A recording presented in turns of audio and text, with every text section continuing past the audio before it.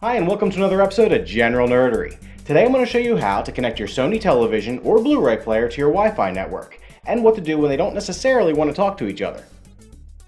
Step 1. Turn on your TV. If the device that you're trying to connect is your Blu-ray player, turn that on too and tune the TV to the appropriate input. Now, using the remote that came with the device that you're trying to connect, go into its menu. Now navigate to Settings, which is usually accompanied by the image of a small toolbox.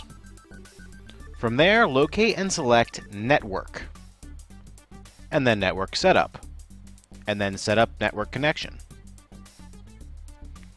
Select Custom, select Wireless Setup, Scan, and then wait while your television or Blu-ray player scans for and locates all the wireless networks that it can find in range. Select your wireless network from the list. Assuming your network is secured, select WPA key and then enter your key on the next screen. If your network is not secured, then you should be able to skip this step, but you should be securing your network. Under IP settings, select Auto. You're most likely not running a proxy server, so select No to this.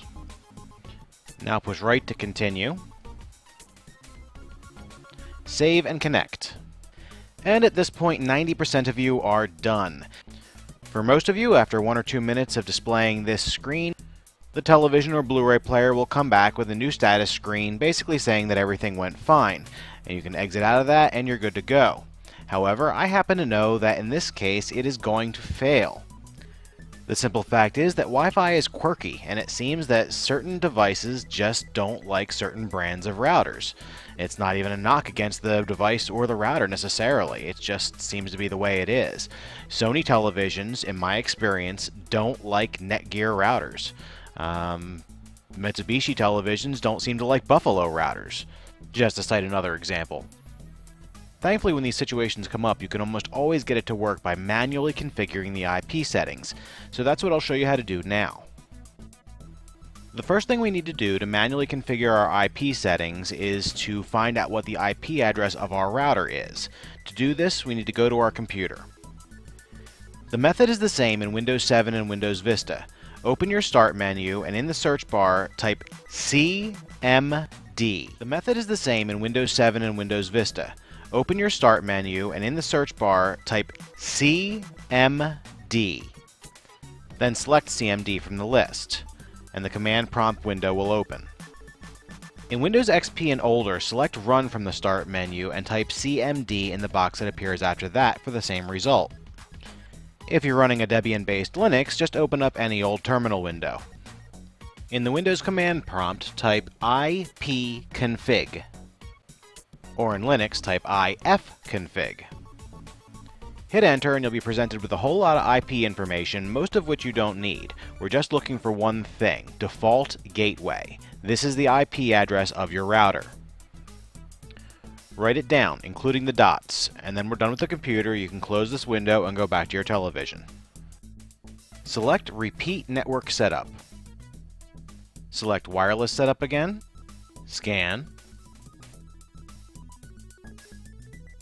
Select your network from the list again. The WPA key information will still be set from our last failed attempt. And here's where we start to change. Under IP address settings, select Manual. And then you'll come to a screen like this. Much of the information will be left blank, or zeros in this case, and what is filled out is largely wrong. I'm going to start by wiping that info out to avoid confusion. Now I'm going to explain to you how to fill this out.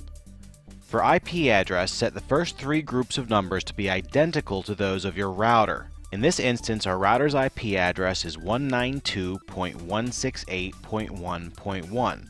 So we're going to set these first 3 groups of numbers to be 192.168.1.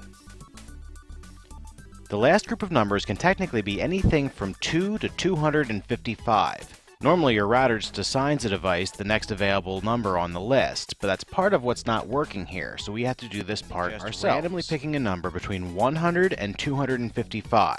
By starting so high up, it's highly unlikely that you're going to conflict with anything else on the network. Just remember that if you're setting up more than one device this way on the network, don't pick the same number for more than one of those devices. Moving on, set subnet mask as 255.255.255.0 to be exactly identical to your router's IP. In this case, once again, that's 192.168.1.1. I pretty much always use Google DNS for these things. It's the easiest one to remember and the easiest one to enter. Set the primary DNS as 8.8.8.8. Set the secondary DNS as 8.8.4.4. Once again, set proxy server to no. Move on. Save and connect. Only this time we'll be successful. Let's go to skip ahead to the end now. And now we see the happy confirmation screen that we should have seen the first time around.